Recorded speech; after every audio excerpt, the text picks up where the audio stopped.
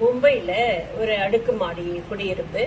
அதுல இஷான்னு ஒரு 15 வயசு பையன் தன்னோட அடுக்குமாடி குடியிருப்புக்கு பின்னாடி பக்கம் பார்த்தாக்கா அது ஒரு ஆறு ஒண்ணு ஓடும். அந்த ஆறு அப்படின்னு அது முதல்ல ஒரு ஆறா இருந்திருக்கும்னு நினைக்கிறேன். இப்போ நம்ம சென்னை கூவம் மாதிரி ஆயிடுச்சு.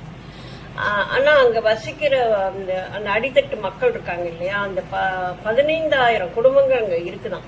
அந்த 15,000 குடும்பங்களும் அந்த ஆத்துல இறங்கிதான் அந்தாண்ட பள்ளிக்கூடத்துக்கோ வேலைக்கோ எதுவா இருந்தாலும் அப்படித்தான் போகணும். அந்த பள்ளிக்கூடத்துக்கு போகிற அந்த குழந்தைங்களுடைய ஆடைகள் எல்லாம் அதுல சேர்ல நனைஞ்சு ஒரு மாதிரி ஆயிடும் போல இருக்கு. இதை பார்த்து அந்த பையன் எல்லார்கிட்டையும் இதை பத்தி பேசி இருக்கிறான். இதுக்கு ஏதாவது நம்ம எல்லாம் சேர்ந்து செய்யலாமே அப்படின்னு யாருமே அதை ஏத்துக்கல. மாநகராட்சிக்கும் அந்த செய்தி போகுது, அவங்களும் பாக்குறாங்க, அவங்களுமே எந்த ஆக்ஷனும் எடுக்கல.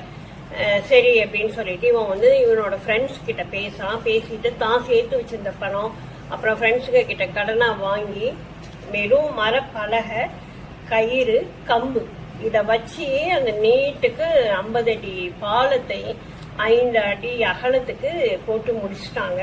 முடிச்சோன்னா இவனை அந்த 15,000 குடும்பங்களும் அப்படி ஒரு பாராட்டு செய்யுது. அடுத்த கட்டமா இவன் அவங்க எல்லாருக்கும் இலவச கழிப்பிடம் கட்டி கொடுக்கணும் அப்படின்னு சொல்லி அடுத்த முயற்சியில இறங்கியிருக்கிறான். பாருங்க, ஒரு 15 வயது பையன். அந்த பையனுக்கு எவ்வளவு ஒரு தெளிவான ஒரு சிந்தனை, ஒரு இரக்க மனம் இதெல்லாம் இருந்திருந்தா அவன் இதை செய்வான். அதனால இப்படியான மாணவர்கள், இப்படியான இளைஞர்கள் தான் இன்றைய நாட்டுக்கு தேவையாக இருக்கிறார்கள். அந்த இஷான் அப்படிங்கிற பையனுக்கு என்னுடைய மனமார்ந்த வாழ்த்து.